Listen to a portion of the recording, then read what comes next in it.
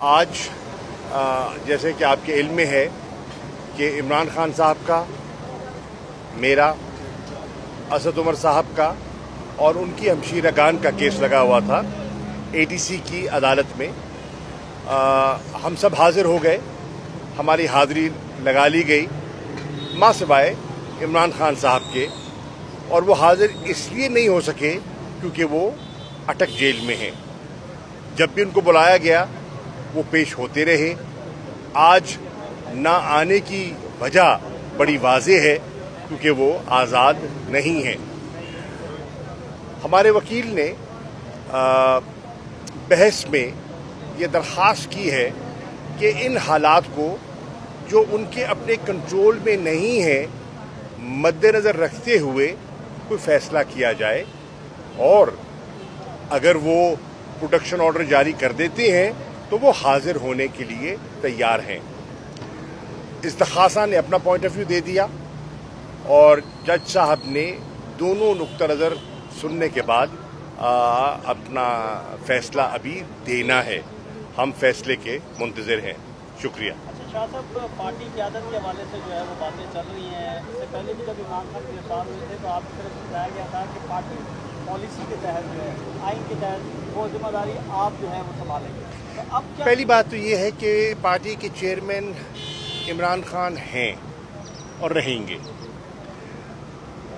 جو ایک فیصلہ آیا ہے اس کو آج ہم نے چیلنج کیا ہے۔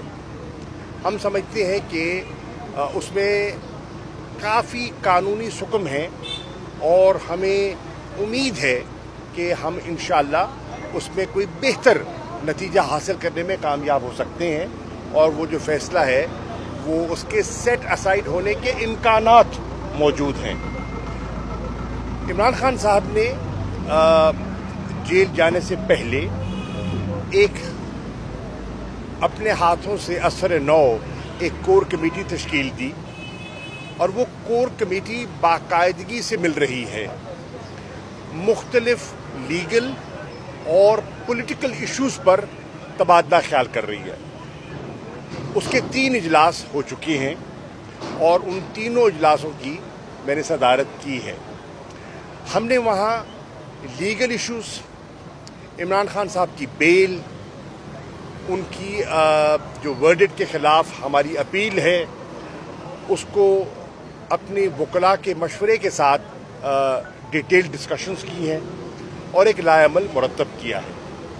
ہم نے ہمارا جو پارٹی کا سمبل کا مسئلہ چل رہا ہے، الیکشن کمیشن، اس پر مشاورت کی ہے، اور ہمارے جو وکیل ہیں اور پارٹی کے چیف الیکشن کمشنر ہیں بیرسٹر گوہر صاحب، ان کو ذمہ داری سونپی ہے، اور آج انہوں نے الیکشن کمیشن میں پیش ہو کر اپنا نقطہ نظر پیش کرنا تھا۔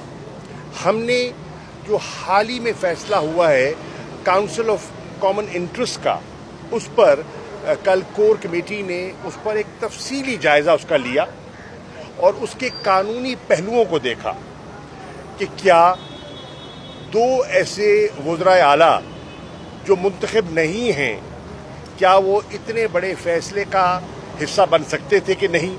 اس پہ ایک قانونی ایک پوائنٹ آف ویو ہے۔ ہم نے یہ دیکھا کہ کیا یہ سینسس کے جو ٹیبولیٹ ہو چکا تھا، جو اس کے ریزلٹس ہیں وہ مئی میں آ چکے تھے، تو ہم نے اس پر بھی غور کیا کہ جب گورنمنٹ کے پاس، PDM سرکار کے پاس سینسس کے نتائج پاکستان بیورو آف اسٹیٹسٹکس نے مرتب کر کے مئی میں ان کے حوالے کر دیے، تو اجلاس کیوں نہ بلایا گیا؟ اجلاس فوری بلایا جا سکتا تھا اور اس پر ایک فیصلہ ہو سکتا تھا، اور اس فیصلے کی روح سے اگر انہوں نے اس کو منظور کرنا تھا اور اس کی روح سے نئی حلقے بندی ہونی تھی، تو وہ اسمبلیاں جو تحلیل کرنے جا رہے ہیں 9 تاریخ کو، اور جو 90 دن کی آئینی مدت ان پر لاگو ہوتی ہے، اس کے اندر دونوں چیزیں ہو سکتی تھیں، یعنی کہ آئین کی آرٹیکل 224 کے تحت انتخابات بھی ہو سکتے تھے، اور हल्के बंदी की जो जिम्मेदारी नए सेंसस के बाद इलेक्शन कमीशन को सौंपी गई वो भी की जा सकती थी। ऐसा क्यों ना हुआ, ये भी काबिल गौर है। क्या ये कोई इलेक्शन को डिले करने की हिकमत अमली तो ना है, इस पर भी गौर हुआ। हमने इस पर यह भी गौर किया कि मुख्तलिफ सियासी जमातें जो मौक़िफ़ लेती हैं CCI के सामने और जो मौक़िफ़ लेती हैं अवाम के सामने, उनमें अगर तजाद है तो क्यों है। मिसाल के तौर पर पाकिस्तान पीपल्स पार्टी के चीफ मिनिस्टर हैं मुराद अली शाह साहब, और उस CCI के इजलास में दावत दी गई थी नवीद कमर साहब को भी और कमर जमान कैरा साहब को भी, और बाहर आके उन्होंने यूनानिमस फैसला जो मुत्तफ़िका फैसला है उसके खिलाफ कोई उन्होंने जिक्र नहीं किया, यानी कि तस्लीम किया। लेकिन उन्हीं की जमात के सीनियर रहनुमा सेनेटर रज़ा रबानी साहब ने सेनेट में अपने एतराज़ात बयान किए on the floor of the house. जमात के जो सेक्रेटरी इंफॉर्मेशन है जनाब कुंडी साहब, उन्होंने अपनी रिजर्वेशंस का इजहार किया। इसी तरह JUI के मौलाना फजल रहमान साहब के साहिबजादे उस मीटिंग में मौजूद थे जिस पे इत्तफाक़े राय से फैसला किया गया। लेकिन बाहर उनके सेनेटर कामरान मुर्तज़ा साहब ने सेनेट में जो मौक़िफ़ पेश किया वो सबने सुना, और न सिर्फ मौक़िफ़ पेश किया, अपना एहतजाज रिकॉर्ड करवाया और सेनेट से अपने सेनेटर्स के साथ वॉकआउट किया।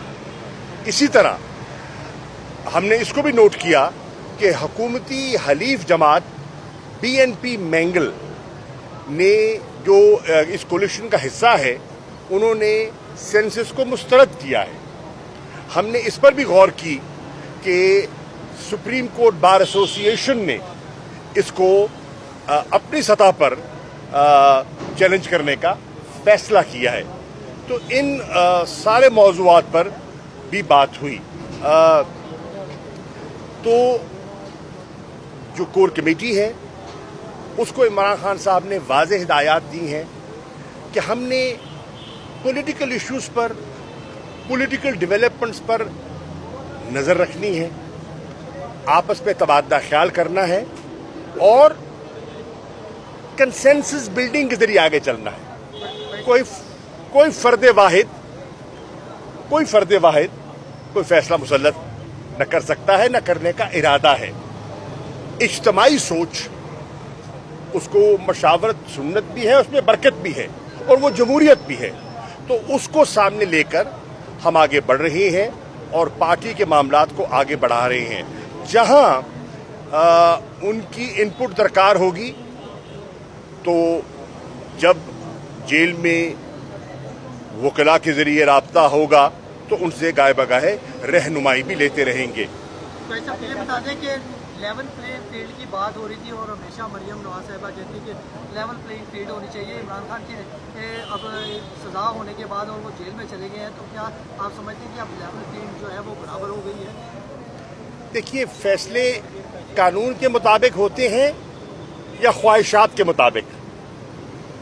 वो उनकी ख्वाहिश हो सकती है, उनका हक है, लेकिन फैसले जो होते हैं वो आइन और कानून के मुताबिक होते हैं। और जो फैसला आया है उस फैसले पर हमें सीरियस रिजर्वेशंस हैं जिसको हम चैलेंज करने का इरादा रखते हैं।